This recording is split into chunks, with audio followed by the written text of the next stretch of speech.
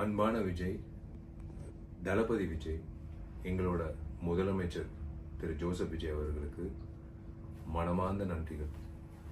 இது ஒரு மிகப்பெரிய ஒரு ரிலீஃப், மிகப்பெரிய ஒரு சாதனைன்னு சொல்லுவேன். நீங்கள் இன்னைக்கு எடுத்த முடிவு, உங்கள் அரசாங்கமும் நீங்கள் ஒரு சிஎம்மா 717 மதுபான கடைகளை மூட வைக்கிறது, முக்கியமாக கல்வி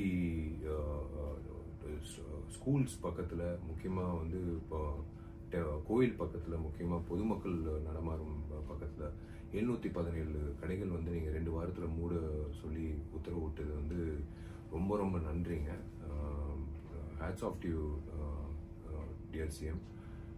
ரொம்ப சந்தோஷமாக இருக்குது. ஏன்னா இன்னைக்கு இது இந்த விஷயம் கேள்விப்படும்போது ஏன் அவ்வளோ சந்தோஷமாக இருக்குன்னா, கண்ணால் நிறைய பேர் பெண் குழந்தைகள் அந்த ஹாரஸ்மெண்ட் தாண்டி அவங்க வீட்டுக்கு போகணும். ஏன்னா டாஸ்மேக் சில இடத்துல டாஸ்மேக்கை தாண்டி தான் அவங்க பஸ்ஸுலேருந்து இறங்கி பஸ் ஸ்டாண்ட்லேருந்து அவங்க வீட்டுக்கு போகணும் அப்படின்னு நிறைய பேர் கேட்கும்போது, இது யாராவது ஒருத்தர் மாற்ற மாட்டாங்களான்னு அப்படின்னு நானே நிறைய முறை யோசிச்சிருக்கேன்.